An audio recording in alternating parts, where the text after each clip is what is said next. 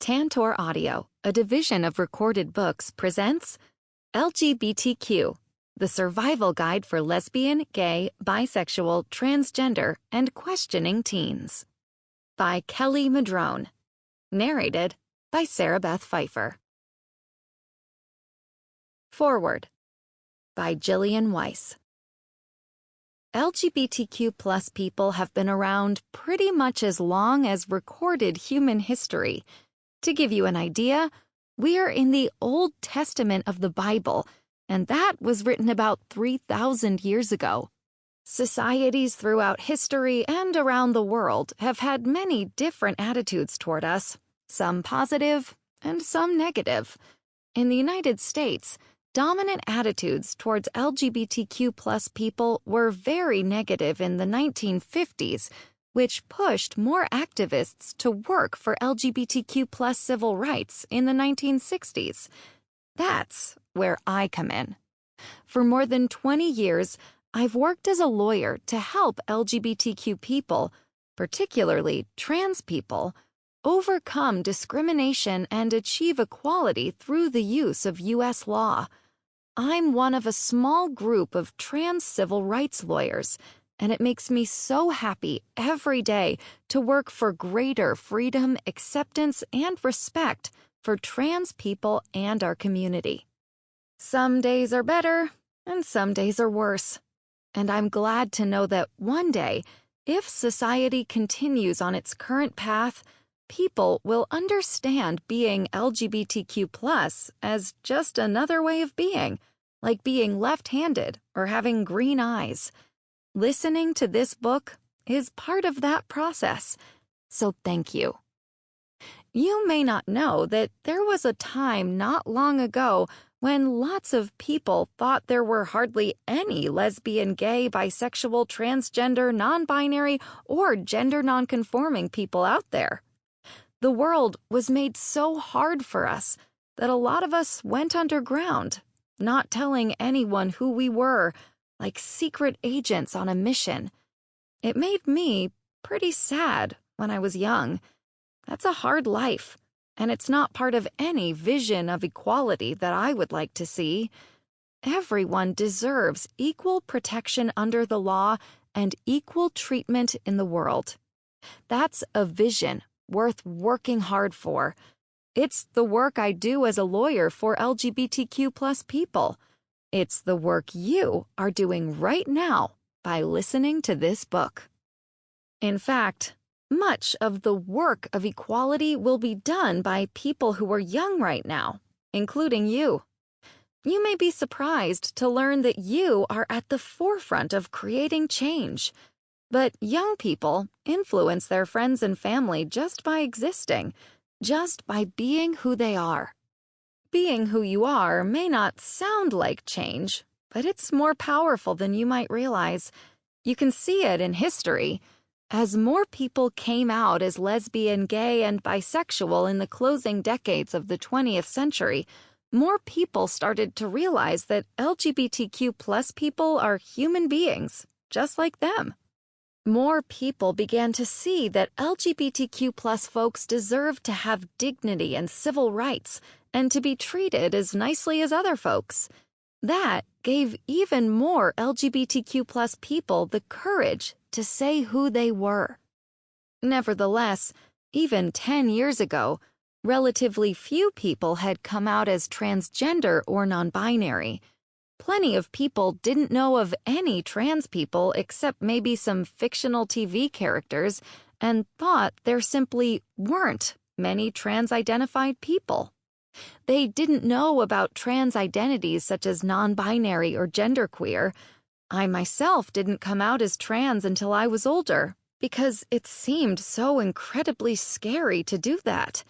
It took me a long time to understand myself, partly because the society around me provided practically no guidance except to tell me not to be true to myself. Today, people are starting to understand that there are more than just a few of us. For example, there are some well-known celebrities who are trans. Plus, a lot more trans young people are coming out to their parents, and a lot of those parents want to support their trans kids. And this brand new edition of LGBTQ contains a lot more information about being trans than the previous edition did. That's great for lots of reasons, one of which is that it can be hard for young people to find the info they need. I sure wish I'd had this book when I was young. I'm very glad you get to have it. Still, our work is far from done. Today, most people in the United States say they're just fine with LGBTQ+ people. There are, however, some who don't think that way. They're not bad people, but they have some questionable ideas. Maybe they were raised to believe that being LGBTQ+ is wrong in some way. This is where our work lies.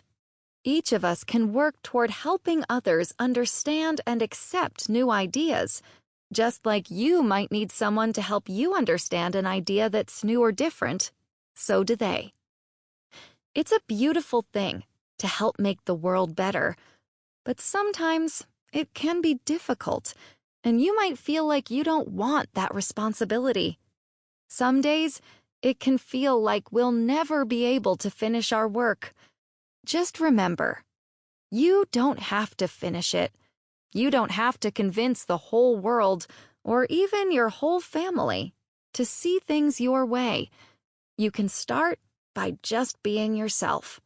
That may be all it takes to inspire others to join you in changing the world, little by little.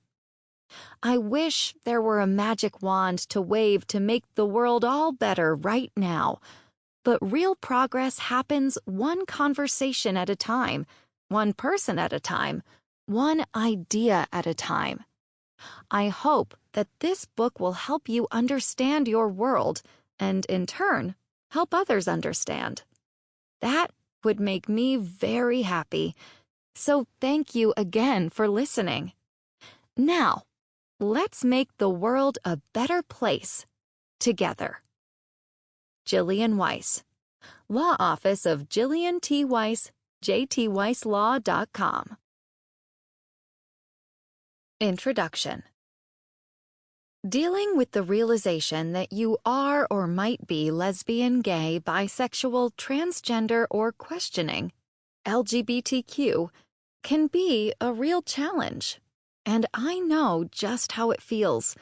By the time I was in high school, I was convinced I was somehow different from everyone else, and not in a good way.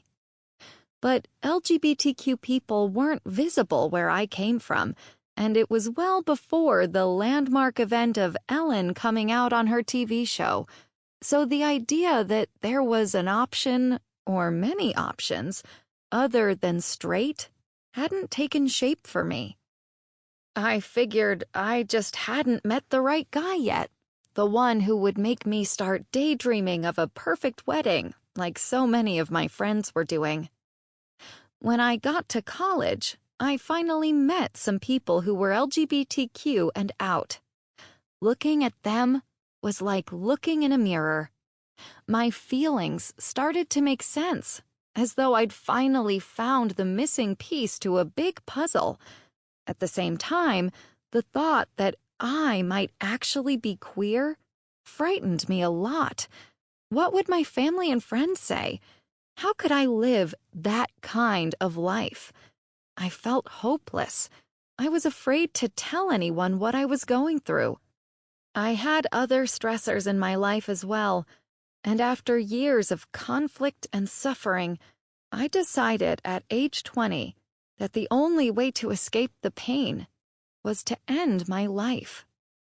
So one night I took an overdose of prescription pills. Then, as I looked at myself in the mirror, something happened.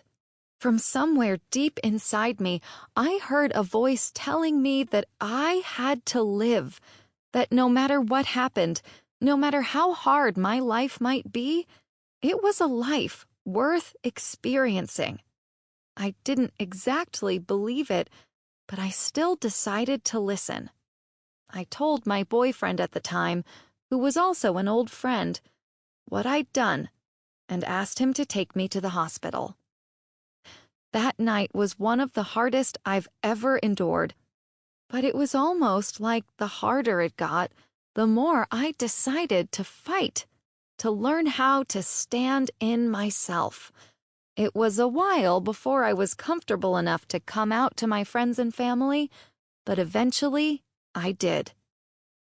The journey from being confused and scared to the out and proud, fulfilled person I am today was a road traveled mostly by many small steps. One big leap, however, came in 2012 when I fell in love with my best friend Mala, a straight woman. Boy, did that throw me for a loop. Suddenly, there were these big feelings between us, but we were also terrified of damaging our friendship. To my amazement, after I told Mala I was willing to give it a shot, she said she was too, even though she'd never been attracted to a woman before. 2 years later, we were married. So much for labels. While Mala no longer assumes a straight identity, she doesn't identify as gay or bisexual either. In fact, she doesn't feel the need to declare herself to be anyone other than the woman who loves Kelly. Ironically, the intense open-mindedness of a formerly straight girl has encouraged me to be more open to who I am. Whereas I used to identify as a lesbian, now I typically don't bother with labels. A word about words. This book often uses the word queer. This term was once used as a slur to harass or demean LGBTQ people. While some people still use it this way, queer is now a word that many LGBTQ people use in a positive way. This book also uses the acronym LGBTQ, which stands for lesbian, gay, bisexual, transgender, and questioning. There are also many other common acronyms to describe the totality of people who identify as not straight, not cis. Cisgender or cis means having a gender identity that matches the sex you were assigned at birth, or other. Those acronyms include LGBT+ and LGBTQIA, with the I for intersex and the A for asexual. LGBTQ is used in this book as a shorthand to represent all of these. My relationship with Mala has helped me understand that when we as human beings are at our best, most trusting, and most self-aware, we are also most open to finding love, in whatever form it may take. That isn't to say that we're all going to declare ourselves to be pansexual, potentially attracted to any person, or beyond gender. Rather, it means that there are labels that serve us and labels that don't. After all, what label is big enough to encompass the expansiveness and capacity of the human heart? My personal journey also illustrates two key ideas. First, your life can go places you never imagined. And second, sexuality and gender are evolving concepts. Where you are now is not necessarily where you will be in the future, and that is a beautiful thing. As I've learned over and over, and in many different ways, life has a lot of incredible learning in store for us if we're open to it. As for me, life is still challenging at times, but I'm so grateful to have it. When I look at our daughters, yep, Mala and I are moms, another label I never thought I'd have. When my family is laughing together, when I get to experience the exhilaration of helping other people, I think back to that night so many years ago when I wanted to end it all and thank my past self for having faith and holding on. The more I've come to accept and love myself, the more opportunities I've had to get involved with helping other LGBTQ people and their families learn to love and accept themselves and each other. I've talked to young people terrified about coming out and to parents or other family members who are upset about or frightened for children who have just come out as LGBTQ. It's been amazing to watch these teens and families go from confusion and anger to acceptance and even joy about who they are. A quick aside, without a doubt, households can look many different ways. Young people can be raised by one or more parents, an aunt or uncle, or a grandparent, or they may be in a foster home or some other less traditional situation. In this book, the word parent is intended to apply to any caring adult family member or other person who helps raise or otherwise take care of younger folks. I've also noticed a shift in the people who reach out to me at book signings and other events, on social media, or through letters or emails. More and more people are realizing at younger ages that they fall into the space of not straight or not cis. Consistently, I see young people pushing the boundaries of what we understand about gender, sexuality, and sexual orientation, and that's awesome. Also, more and more parents tell me they're proud of their newly out kids and just want to know how they can be supportive and what they can do in their communities to help make these places safer and more welcoming for LGBTQ young people. Still, for an LGBTQ teen, life can sometimes feel pretty lonely. Sure, there's a national LGBTQ rights movement and loads of organizations out there that support you, but day to day, it's easy to feel separated from all that. It's easy to think that no one cares about what you're going through, but people do care.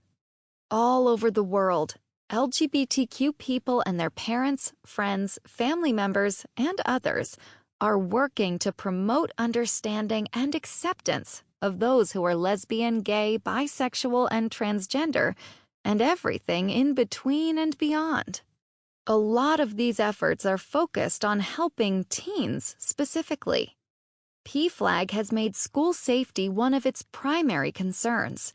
PFLAG originally stood for Parents and Friends of Lesbians and Gays, but the organization has since broadened its mission to include all family members as well as bisexual and transgender people. GLSEN, the Gay, Lesbian, and Straight Education Network, is focused entirely on improving the school environment for LGBTQ students. GLAD, the Gay and Lesbian Alliance Against Defamation, is fighting for more positive and accurate messages about queer people in the media. Lambda Legal is dedicated to achieving full recognition of LGBTQ people's civil rights, and the list goes on. Every day, people at other national and local organizations, in conjunction with LGBTQ young people, are making extraordinary progress in fighting for our rights. They're educating school boards, principals, teachers, and other school staff. They're holding in-school workshops and lobbying for better legislation at state capitol buildings and in Washington, D.C. Progress is being made, sometimes in small steps, sometimes in leaps and bounds, but always moving forward. This book's first edition was published in 2003. After the second edition was published in 2011, I figured that might be as far as big updates went. It seemed possible that we'd simply continue along a positive trajectory of achieving more and more rights for LGBTQ people.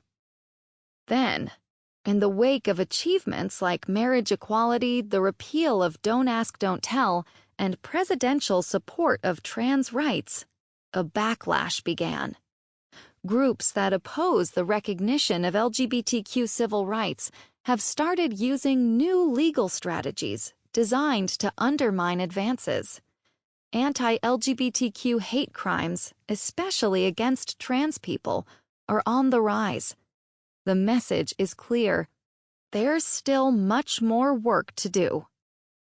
With all that in mind, This third edition of LGBTQ, the Survival Guide for Lesbian, Gay, Bisexual, Transgender, and Questioning Teens, has been fully revised to reflect, as much as is possible in a single volume, advances in LGBTQ rights and changes in culture, as well as the latest data on the lives and experiences of queer teens.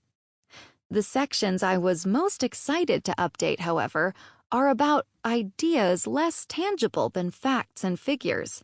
They have to do with the continually evolving attitudes among teens. Today's queer teens are far more likely to be open-minded and to have a broad view of sexuality and gender expression. Back in my day, I get to say that now that I'm in my 40s, LGBTQ people generally identified as lesbian, gay, bisexual, or trans. Now, our understanding of gender and gender expression and of sexuality and sexual orientation has broadened exponentially. Today's teens are less likely to identify as one or only one of these labels, instead embracing a smorgasbord of identities from agender, ace, and androgyne to pansexual or scoliosexual. Perspectives have also changed among straight and cis teens. Overall, they are more accepting and more aware of the issues their LGBTQ peers face, even though it might not always feel like that. The impact of these attitudes on society is exciting to contemplate. Overall, communities are becoming more accepting of all people, LGBTQ and straight/cis alike, due to this expanded awareness and understanding. For some people, challenging gender norms to greater degrees has created a space to explore their beliefs and, in many cases, reshape their understanding of who they are. Some of these people may not have even thought of themselves as LGBTQ in earlier times. When rigid definitions of male, female, gay, straight, and so on are lifted, all people get more space to be their phenomenal, unique selves. Pro tip: many LGBTQ young people and their allies are coming up with creative ways to introduce queer topics at school and in their communities. Throughout this book, I've sprinkled in some pro tips, alerting you to topics and activities that could make awesome school projects, or GSA, Gay Straight Alliance, activities. You might be thinking, that's great, but what about right now? What about my school, where things aren't so awesome? It's easy to say that everything will be okay someday, or that this is just part of growing up. But those kinds of reassurances only go so far when the harassment or isolation is happening right now. That's why I originally wrote this book. I remember very clearly what it was like. The worries, insecurities, fears. One moment you might be upset about the grade you got on a quiz. The next, you're thinking about big questions like what you want to do with your life. And what if, on top of all that, you suddenly discover you're attracted to someone of the same sex? Or what if you dread changing for gym class because you're in the boys' locker room, but inside you've always felt more like a girl? Or what if you just don't see yourself and how you feel reflected anywhere around you? Discovering that you might be LGBTQ is a big revelation, and for most, accepting it is a process. One thing that can help in that process is information. This book can't answer all your questions or counter all the misinformation and outright lies you may have heard about being LGBTQ. It does, however, have a lot of facts and advice you might not have found anywhere else yet. About this book. What will you find in LGBTQ? For starters, you'll hear information from experts in psychology, sociology, and healthcare. These authorities offer a lot of insight on what it means to be queer. You'll also find advice from people who work with national organizations advocating for LGBTQ rights, tips for coming out, ideas for creating a more accepting school environment, and help for a variety of other issues and situations. This book also features true stories from teens and young adults who've been through situations you might be facing. Some of these stories may be very different from your own. Others might seem to come right out of your life. These words from young people can offer support and real-life advice, and so can the loads of books, movies, websites, and other resources suggested throughout the book. I wrote this book with all LGBTQ teens in mind. It's my hope that you'll find it helpful, whether you're secure with your sexual orientation or gender identity, or just starting to explore these ideas. It's important to remember that when it comes to questions about being LGBTQ, there aren't a lot of cut and dried answers. Every LGBTQ person is unique, so it's difficult to provide answers that are appropriate for everyone. Even in the LGBTQ community, there isn't always agreement on details surrounding certain issues, or even on how we refer to ourselves. This book offers commonly accepted answers, as well as suggestions for how you can find answers to your own questions. This book is meant to be a guide. Use it as you need it. You might listen all the way through, or choose sections addressing the specific issues you face. The book is a pressure-free zone. Regardless of where you are in your life, you can listen to the parts you're ready for. The goal isn't to come up with definitive answers, because answers often lead to other questions. And that's great. It's all part of getting to know yourself. And if you're questioning or curious right now, that's okay too. You never have to pick a label for yourself if you don't want to. Many people choose to identify as queer or other, or to say, I don't identify. I just am who I am. The purpose of this book is not to encourage you to choose a label, but to help you get to know yourself and be more comfortable with who you are. That's what really matters. Remember, LGBTQ people come in all shapes, sizes, and colors. We are Black, Latinx, White, Native American, Asian, Arab American, and Indian. We are Catholic, Protestant, atheist, Buddhist, agnostic, Unitarian, Jewish, Hindu, and Muslim. We can be teachers, lawyers, doctors, construction workers, executives, athletes, artists, writers, politicians, or have any other type of job or career imaginable. And we are parents, friends, partners, sons, daughters, sisters, brothers, aunts, uncles, and grandparents. LGBTQ people are everywhere, and we can be anything we want to be. Since the previous 2 editions of this book were published, I've heard from people young and old who have in some way been touched by its contents. Whether you have a question for me or a story of your own to share, I welcome and encourage you to contact me. I always love hearing from and connecting with listeners. I can be reached via email, help4kids@freespirit.com, or at the following address: Free Spirit Publishing, 6325 Sandberg Road, Suite 100, Minneapolis, Minnesota, 55427-3674. May you open to the love that surrounds you. Lots of love, Kelly Madrone. P.S. For the latest and greatest on all things LGBTQ, follow me on Twitter @LGBTQGuide and on Instagram @LGBTQGuide. If you're interested in catching up with me in person, I would love to meet you. You can track me at kellymadrone.com/events. If you need help. While daily... Sample complete. Ready to continue?